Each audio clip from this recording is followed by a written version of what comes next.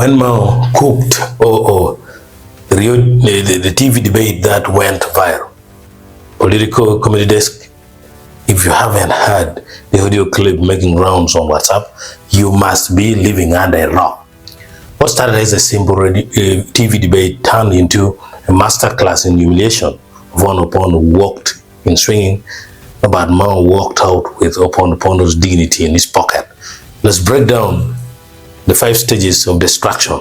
Human rights, all of us have been crying about abuse of human rights. Has he fixed them? So that we can base on that performance to say now, since you cleaned the plate in justice, we can now give you parliament. It began with Opondo throwing the first punch. He looked at Mao's record and asked a simple question. If you failed to fix human rights before, why should we trust you now? In Opondo's mind, this was a checkmate. In Mao's mind, this was breakfast. When Honorable Ma says he wants to come and fix what is a miss in parliament, is what the Baganda would say, Okowudisa, Awudisa. But Mao didn't respond to the argument. Oh no, that would be too straightforward. Instead, he hit Opondo where it hurts. His ego, he called him a campaign manager for Anita Mao. A simple statement, a harmless observation, but it was bait, and Opondo, he swallowed it whole. OO is a campaign manager for one of the candidates. But that's no problem. And he must earn his dues. And then came the laugh, that beautiful, confident, I've already won laugh. Opondo chuckled, thinking Mao had opened a Pandora's box. He told Mao to stop accusing him and instead focus on convincing the audience.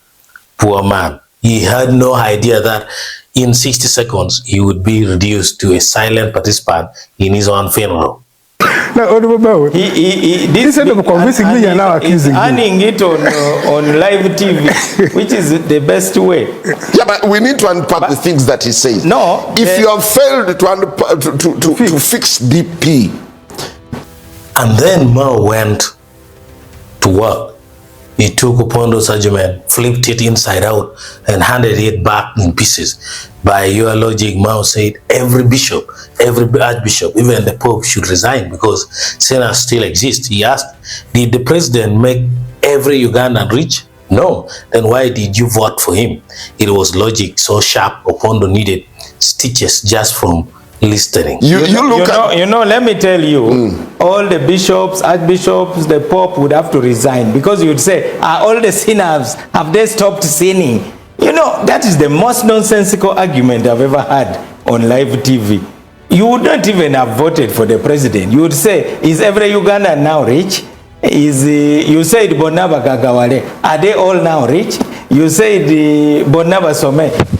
How many uneducated people are there? That is very cheap reasoning. And then silence. The man who was laughing moments ago had nothing left to say. Mao dropped one final fact in Kenya. The Speaker of Parliament doesn't even belong to the president's party. It was a fact so simple, so devastating that Opondo's microphone might as well have been unplugged. No comeback, no laugh, just nothing. And rather than pushing away people who want to work with you, in fact, you are now betraying the philosophy of the president of Uganda. In Kenya, the Speaker of Parliament doesn't belong to the president's party. So what did we learn? Never bring a recycled press release to a debate with a man who reads for fun. Opondo walked in thinking he was the hunter. He left realizing he was the prey, and not bad Mao. He just added another trophy to his wall. This has been your political comedy update. Stay laughing, Uganda.